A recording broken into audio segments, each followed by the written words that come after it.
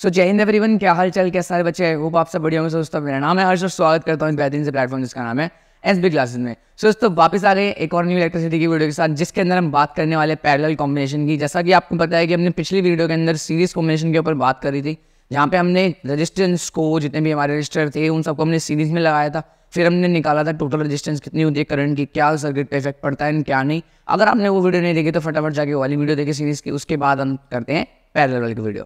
चलो टाइम न गवाते हुए चलिए स्टार्ट करते हैं।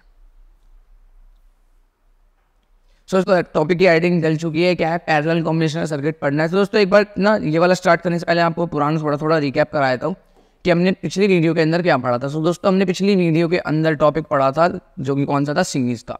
कि हमने उसमें ये पढ़ा था कि सीरीज में अगर लगाते हैं तो क्या होता है। दोस्तों मैंने आपको उसमें ट्रिक सिंपल सा बताया था। ट्रिक कैसे याद रखना है आपको कि सीरीज वाले के अंदर क्या होता है भाई, जो आई की वैल्यू होती है वो क्या रहती है, सेम रहती है। क्या रहती है, सेम। और वी की वैल्यू क्या रहेगी, अलग अलग रहेगी। क्या रहेगी, अलग अलग। कि सीरीज के केस के अंदर जो करंट होता है वो ओवरऑल क्या होता है, सेम होता है। वी क्या होता है, अलग अलग। और जो अलग अलग होता है उसी में हमें क्या लिखनी होती है, इक्वेशन। जहाँ पे हमने इक्वेशन लिखी थी V बराबर V1 plus V2 plus V3। तीन रजिस्टेंस ली थी तो इसलिए तीन पोटेंशियल बटे। उसके बाद हमने फॉर्मूला अपनाया था तो क्या हुआ था, IRS IR1 plus IR2 plus IR3। I cancel हुए थे, टोटल कितना बचा, RS बराबर R1 plus R2 plus R3। सो ये पूरा सिस्टम हमने पिछली वीडियो के अंदर पढ़ा था, जहाँ पे हमने देखा कि सीरीज में अगर कभी भी रेजिस्टेंस लगाओगे और आपसे पूछ दे कि सीरीज की टोटल रेजिस्टेंस कितनी होगी, तो आपको कुछ नहीं करना। जितनी भी रेजिस्टेंस सीरीज के अंदर लगे सारे रेजिस्टेंस कर दो, एक साथ जोड़ दो, वही क्या होती है, टोटल रेजिस्टेंस होती है। फॉर एग्जाम्पल की अगर मैं यहाँ पे तीन रेजिस्टेंस ऐसे मान लो सीरीज के अंदर मैं ऐसे लगाता हूँ, और मान लो मैंने यहाँ पे बैटरी जोड़ रखी है एक,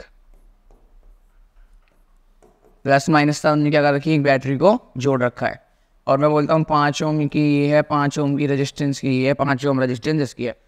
और आपसे पूछा जाए कि टोटल रेजिस्टेंस सर्किट की कितनी होगी, तो आपको कुछ नहीं करना, ये तीनों क्या कर देना है, जोड़ देना है। तो तीनों को जोड़ोगे वही हमारी क्या होती है, टोटल रेजिस्टेंस। दैट इज कितना आएगा, 15 ओम आएगा। क्लियर है भाई सबको। तो ये हमने थोड़ा बहुत पढ़ा था पिछली वीडियो के अंदर। अगर आपको ये चीज़ समझना है ना बिल्कुल A to Z की आई सेम कैसे होता है और वी अलग अलग कैसे होता है, तो ये उस वीडियो के अंदर अच्छे से बता रखा है। फटाफट जाके आप पहले वाली वीडियो देख लो, ज़्यादा बड़ी वीडियो नहीं है, छोटी सी वीडियो, उसे देखो फटाफट। उसके बाद देन ये वाली देखो। चलिए भाई बढ़ते हैं एक बार फटाफट, मैं इसको रब कर देता हूँ। ठीक है भाई, रब नहीं करना, एक मिनट रुक जाओ, बढ़ते हैं नेक्स्ट पेज पे डायरेक्ट। देखो भाई सीरीज में मैंने क्या बताया कि ये होता क्या है, यहाँ पे आई सेम होता है, वी अलग अलग होता है। तो दोस्तों पैरेलल वाले में क्या होगा, इसका उल्टा होगा। क्या होगा, पैरेलल वाले में इसका उल्टा। अब कैसे, देखो पैरेलल मतलब क्या होता है, पैरेलल कॉम्बिनेशन पहचानोगे कैसे, पता कैसे लगेगा कोई चीज़ पैरेलल में कोई चीज़ सीरीज में है। उसमें सीरीज वाले टॉपिक में हमने बताया था कि जब कभी भी कॉमन पॉइंट के भी दो रेजिस्टेंस के बीच में कॉमन पॉइंट कितना होगा, एक होगा, तो वो रेजिस्टेंस किसके अंदर होगी, सीरीज के अंदर होगी। बट पैरेलल को पहचानने का तरीका और सिंपल है। मतलब पैरेलल मतलब क्या होता है, तो सुना पैरेलल लाइन सुना होगा, मतलब कि पैरेलल लाइंस होती है। इसका मतलब दो लाइन जो आपसी में इंटरसेक्ट नहीं करती, तो ये ऐसे बनाते हैं पैरेलल लाइंस। तो इस टाइप से कुछ क्या होने वाली है, हमारी रेजिस्टेंस दिखने वाली है। इसको पहचानने का तरीका है कि हर दो रेजिस्टेंस के बीच में कॉमन पॉइंट कितना होगा भाई, कॉमन पॉइंट्स होंगे दो। कितने होंगे, दो। सीरीज वाले के अंदर हमने पढ़ा था कि कॉमन पॉइंट कितना होता है, एक।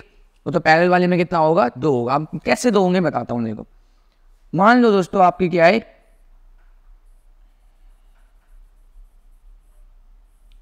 एक रेजिस्टेंस ये है और दूसरी रेजिस्टेंस मैंने क्या लगा दी, ऐसे लगा दी। एंड तीसरी मैंने क्या लगा दी, एक ऐसे रेजिस्टेंस लगा दी। ठीक है भाई। अब आप देख सकते हैं दोस्तों ये रेजिस्टेंस और ये वाली रेजिस्टेंस, ये तीनों को हम क्या बोलते हैं, पैरेलल में बोलते हैं। ये तीनों रेजिस्टेंस पैरेलल में। अब ये पैरेलल में क्यों है उसका रीजन जानते हैं, देखना भाई ध्यान से थोड़ा सा। अब हम ये इस नाम का, इसको नाम देते हैं R1, इसको नाम देते हैं R2 एंड इसको नाम देते हैं R3। अब ध्यान से देखो हर एक रेजिस्टेंस के कैसे आते हैं। मतलब सपोज करो मैं यहाँ पे खड़ा हूँ, मैंने एक हाथ इधर दे रखा है, एक हाथ इधर दे रखा है, तो दूसरी रेजिस्टेंस होगी वो क्या करेगी, मेरा एक हाथ इधर से यहाँ टच करेगी, दूसरी वाली क्या करेगी, इस वाले हाथ को टच करेगी। सो इस वाली रेजिस्टेंस का एक हाथ है ये वाला पॉइंट और दूसरा हाथ कौन सा है, ये वाला पॉइंट। तो जो हमने दूसरी रेजिस्टेंस लगाई है R2, उसका भी एक हाथ यहाँ पे जुड़ा हुआ है, दूसरा हाथ कहाँ जुड़ा हुआ है, यहाँ जुड़ा हुआ है। तो अभी इन्हीं R3 को भूल जाओ, R1 और R2 को ध्यान से देखोगे तो देखना R1 और R2 में कॉमन पॉइंट कितने हैं। एक कॉमन पॉइंट है जो इनका, वो इस पॉइंट मिल रहा है, ये कॉमन पॉइंट हो गया कि भैया दोनों एक पॉइंट इस पे मिल रहे हैं। और दूसरा कॉमन पॉइंट कौन सा हो गया, ये वाला हो गया। बट सीरीज वाले केस के अंदर हमने क्या देखा था कि भैया दो रेजिस्टेंस के बीच में सिर्फ क्या होता है भैया, एक कॉमन पॉइंट होता है। तो मतलब कि इस रेजिस्टेंस का एक हाथ ये रहा, दूसरा हाथ ये रहा, एक ही कॉमन पॉइंट है। ये जो दूसरे वाले हाथ होते हैं वो दूसरे रेजिस्टेंस के साथ क्या होते हैं, जुड़े होते हैं, तो इसलिए वो सीरीज में होते हैं। बट ये इनके दोनों के दोनों जो एंड होते हैं वो एक ही रेजिस्टेंस के साथ क्या होते हैं, जुड़े हुए होते हैं, इसीलिए इनको बोलते हैं कि ये पैरेलल में। अब नीचे वाला रेजिस्टेंस देखो, इसका हाथ भी एक यहाँ पे है एंड ये वाला हाथ भी यहाँ पे। तो देख रहे हो तीनों रेजिस्टेंस के अंदर कॉमन पॉइंट कितने हैं, दो कॉमन पॉइंट है, एक ये वाला पॉइंट है एंड एक ये वाला पॉइंट है। तो इस तरीके से हम पहचान सकते हैं कि कोई भी रेजिस्टेंस पैरेलल में है दो कॉमन पॉइंट होने की वजह से। क्लियर है? एक तरीका होगा दो कॉमन पॉइंट, और एक ध्यान रखना कि जॉइंट होगी भाई, वहां पे वायर क्या होगी, जॉइंट होगी। जैसे यहाँ पे देखो तीन तीन रेजिस्टेंस एक आ रही है, मिलकर क्या हो जा रही है, एक जगह जॉइंट हो जा रही है। तो देखो तीन चार चीजों का जॉइंट कनेक्शन दिख रहा है आपको। तो इसका मतलब जब कोई भी जॉइंट कनेक्शन आपको दिखेगा ना, तीन चार चीजों का जॉइंट कनेक्शन एक पॉइंट पे, तो समझ जाओ वो चीजें क्या होंगी, लगभग पैरेलल वाले केस में ही होंगी। बात समझ आ रही है? ठीक है। बट आपको मेन ध्यान रखना है कॉमन पॉइंट कितने होने चाहिए, दो कॉमन पॉइंट होने चाहिए। इसलिए इस चीज को क्या करना, दिमाग में उठा लो कि जिन भी दो रेजिस्टेंस के बीच में अगर कॉमन पॉइंट दो है, इसका मतलब वो किसमें है, पैरेलल कॉम्बिनेशन में है। सो अब मैं एक पैरेलल कॉम्बिनेशन सर्किट बना रहा हूँ, उसके बाद हमें उसकी टोटल रेजिस्टेंस निकालनी होगी। फटाफट एक बार बनाते हैं सर्किट कैसा बनाना है। सो उस पर ध्यान देना। सबसे पहले लगाते हैं एक रेजिस्टेंस दैट इज R1, ठीक है भाई। उसके बाद लगाते हैं दूसरे रेजिस्टेंस दैट इज R2। उसके बाद लगाते हैं तीसरे रेजिस्टेंस तीसरे रेजिस्टेंस लगाते हैं कितनी, R3।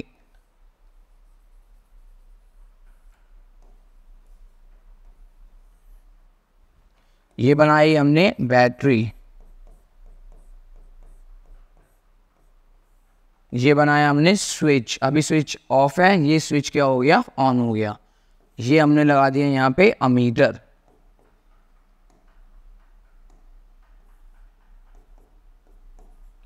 जो करंट की रीडिंग भी नाप लेगा, ठीक है भाई। तो ये हमारा सर्किट हो गया। अच्छा हम यहाँ लगाते हैं V वोल्ट की बैटरी है, I का करंट निकाल रही है। अगर I का यहाँ से निकल रहा है तो आएगा भी कितना, I ही करंट आएगा। एक चीज ध्यान रखना भाई, जितना करंट जाता है उतना ही करंट बैटरी के उस वाले छोर पे आएगा, ये चीज होती है, ठीक है भाई। अब देखो ये रेजिस्टेंस है कितनी, R1, ये रेजिस्टेंस है कितनी, R2, ये रेजिस्टेंस कितनी है, R3। दोस्तों पिछले केस में हमने जाना था कि पैरेलल के केस में हमें एक चीज ध्यान रखनी है। सीरीज वाले केस में I क्या होता है, सेम होता है। क्या होता है, सेम होता क्या अलग है, V क्या होता है, अलग अलग होता है। क्या होता है, अलग अलग। पैरेलल के केस में तुम ध्यान से देखोगे ना, तो जितना भी करंट I यहाँ से निकला I करंट यहाँ से निकलता हुआ I करंट जा रहा है, ये I करंट जा रहा है।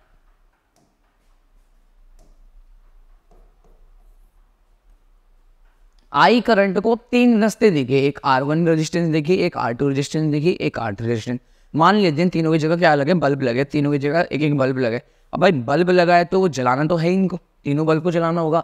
अगर सारा करंट इसके पास R1 के पास चला जाएगा तो नीचे के दोनों बल्ब तो जलेंगे नहीं भाई।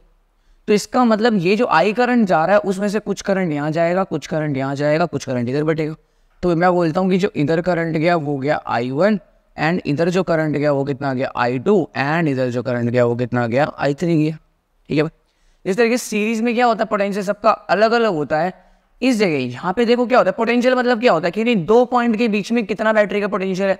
तो मैं बोल रहा हूँ एक पॉइंट हमारा ये है और एक पॉइंट हमारा ये है। रेजिस्टेंस का एक पॉइंट ये हो गया भाई, एक पॉइंट क्या हो गया ये। अब इन दोनों बीच का पोटेंशियल डिफरेंस कितना है वो तो भाई वोल्टमीटर से पता लग जाएगा। और तुम्हें पता है वोल्टमीटर कहाँ लगता है, पैरेलल में लगता है। तो वोल्टमीटर पैरेलल में लगा दिया हम, वोल्टमीटर पैरेलल में लग गया तो वोल्टमीटर की रीडिंग भी होगी भाई कुछ ना कुछ, ठीक है। प्लस माइनस कर लेते हैं तो वोल्टमीटर की रीडिंग भी हम इसमें वोल्टमीटर में नाप लेंगे, ठीक है भाई। तो वोल्टमीटर भी हमने लगा दिया। तुम देख रहे हो तीनों रेजिस्टेंस के लिए हमने वोल्टमीटर क्या लगाया, सेम लगाया। इसका मतलब वोल्टेज क्या होगी, तीनों रेजिस्टेंस के लिए वोल्टेज क्या होगी, सेम होगी। जिस तरीके से सीरीज के अंदर क्या होता है, V अलग अलग होता है, पैरेलल में V क्या होगा, सेम। तो पैरेलल को पहचानने का तरीका ध्यान रखना, पैरेलल में V क्या रहता है, सेम रहता है।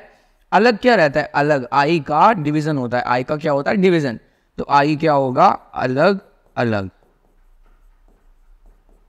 तुम्हें एक चीज ध्यान से मैंने बता रखी है कि भाई V अलग है और I क्या है, अलग। V क्या है, सेम, I है अलग अलग। और जो चीज अलग अलग होती है, जो चीज मतलब जिस चीज का डिवीजन होता है, उसी में हमें क्या करना है, इक्वेशन को लिखना है।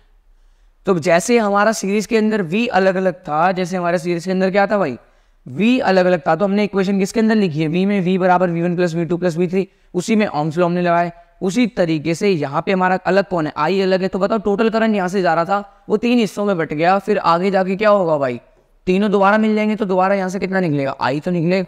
ठीक है भाई, तीनों मिल जाएंगे, वापसी तो क्या निकालेंगे, आई निकालेंगे। तो मैं क्या बोल सकता हूँ कि भाई इस वजह से मैं बोल सकता हूँ कि भाई जो आई करंट है वो किसके बराबर है, I1 plus I2 plus I3, इन तीनों के सम के बराबर है भाई। ठीक है, अब हमें कुछ नहीं करना, अब हमें क्या लगाना है, ओम्स लॉ का इस्तेमाल करना है। अब ओम्स लॉ का इस्तेमाल करते हैं, एक बार थोड़ा सा इसको मैं साइड में कर लेता हूँ।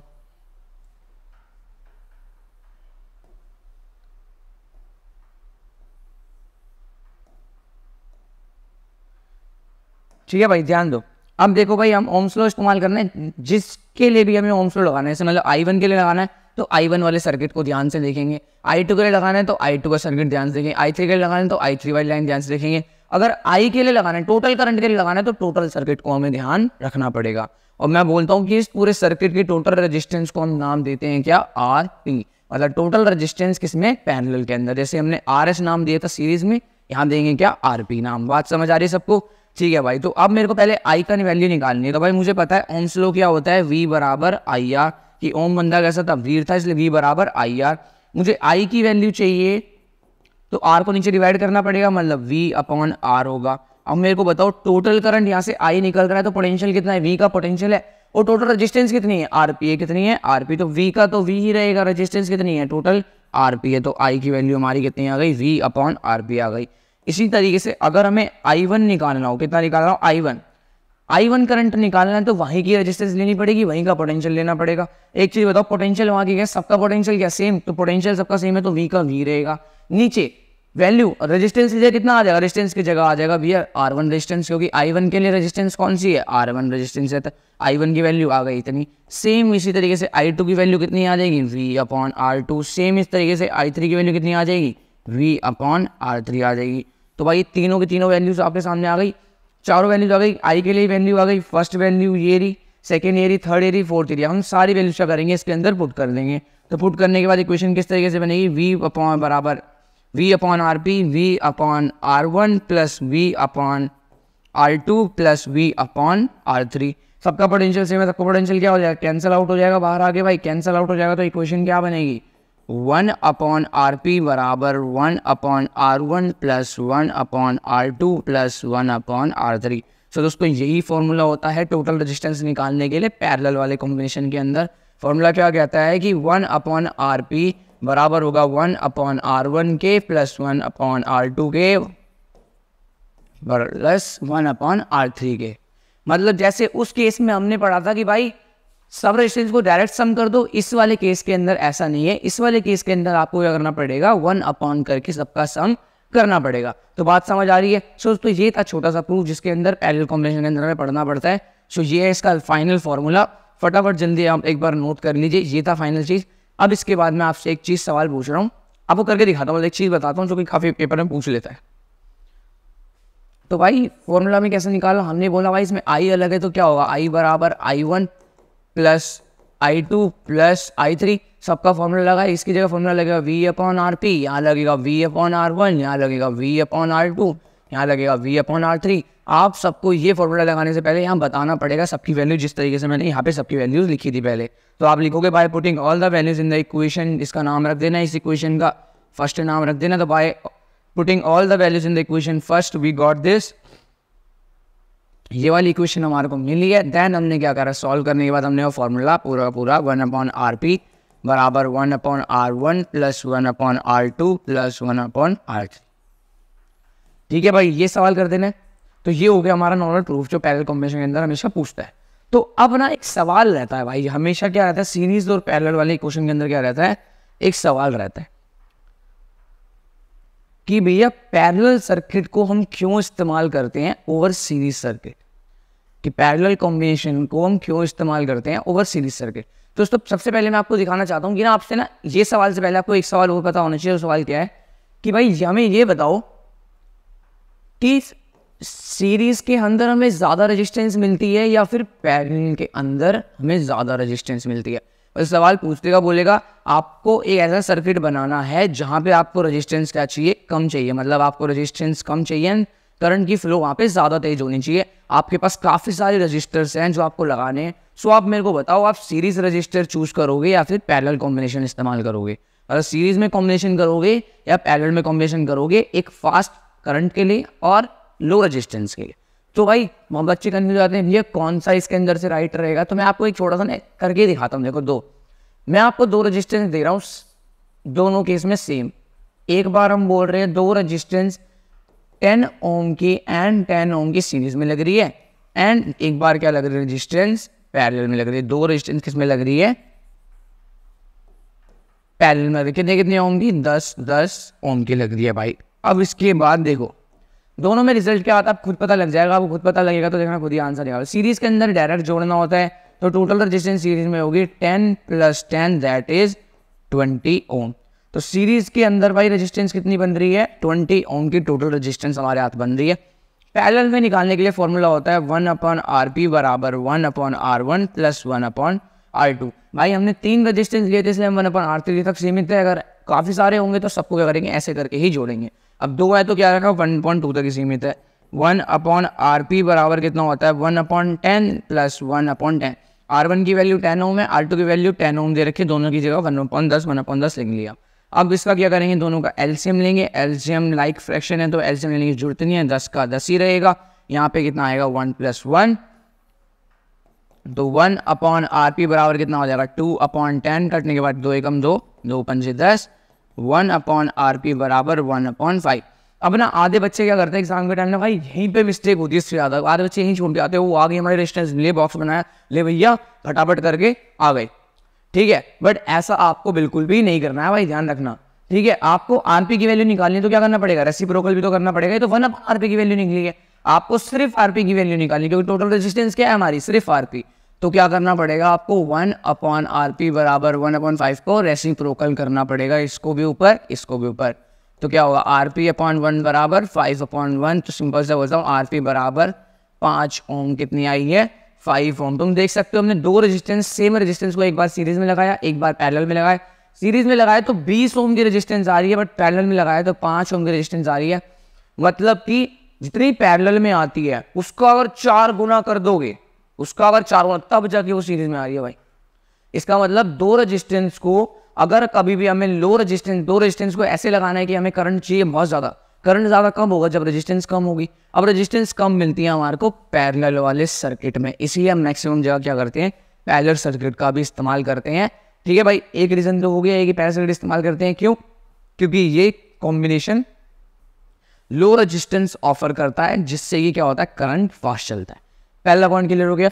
दूसरा पॉइंट आप ये बता सकते हो कि भाई पैरेलल सर्किट के अंदर अगर कभी भी मान लो पैरेलल सर्किट के अंदर आपका ही जो R3 पे मान लो आपने बल्ब लगाया था, कोई भी एक रजिस्टर लगाया था, बल्ब लगाया था, बल्ब के पास भी रेजिस्टेंस होती है, तो मान लो आपने बल्ब लगाया, अगर ये बल्ब खराब हो गया, मान लो आपका बल्ब क्या हो गया, खराब हो गया, तो ये बल्ब खराब हो गया तो भी आपके सर्किट को कोई नुकसान नहीं पहुंचेगा। बात समझ आ रही है? अगर ये बल्ब खराब हो गया तो आपके सर्किट को नुकसान नहीं पहुंचेगा, सर्किट आपका कंटिन्यूसली रन करता रहेगा, बस इस चीज़ में दिक्कत आएगी, ये नहीं करेगा। बट सीरीज में क्या है कि अगर सीरीज में कोई भी रजिस्टर आपका बीच में से एकदम से फ्यूज हो जाता है, खराब हो जाता है, आउट हो जाता है, तो आपका पूरा सर्किट स्टॉप हो जाएगा, आपको दोबारा रीचेक करना पड़ेगा कहाँ पे गलती करी है। सो ये भी वन ऑफ द रीजन बनता है। और दूसरा रीजन बनता है कि तीसरा रीजन बनता है कि पैरेलल के अंदर सेम वोल्टेज सब कंडक्टरों क्या होती है, ऑफर होती है। सेम वोल्टेज क्या होती है, सबको ऑफर होती है, कि मतलब आप छोटा बल्ब लगाओ या बड़ा डीजे लगाओ, कुछ भी लगाओ, सबको वोल्टेज क्या मिलेगी, सेम वोल्टेज मिलेगी, वी क्या रहेगा, सेम। बट सीरीज के अंदर ऐसा नहीं होता, सीरीज के अंदर वोल्टेज क्या हो जाती है, डिवाइड हो जाती है। सो ये 3-4 पॉइंट है जो आपको लिखने हैं हमेशा, कभी भी ये सवाल आएगा तो उसके अंदर आपको ये पॉइंट लिखने हैं, ठीक है भाई। ध्यान रखना, पहला पॉइंट कौन सा हो गया कि लो रेजिस्टेंस ऑफर करता है, इसका मतलब हाई करंट चलेगा। दूसरा पॉइंट आपका हो गया सिंपल सी बात की भैया अगर कोई भी इक्विपमेंट इसमें से खराब होता है तो वो इक्विपमेंट सर्किट के ऊपर इफेक्ट नहीं करता, सर्किट तब भी चलता रहेगा, बट सीरीज के अंदर ऐसा नहीं है। थर्ड हो गया कि इसमें सीरीज के अंदर जो वोल्टेज होती है वो बट जाती है, डिवाइड हो जाती है, बट पैरेलल के केस के अंदर वोल्टेज क्या रहती है, सबको सेम मिलती है, ठीक है भाई। तो 3 पॉइंट हो गए, इसे याद रखना अच्छे से, फटाफट कॉपी में लिख लेना।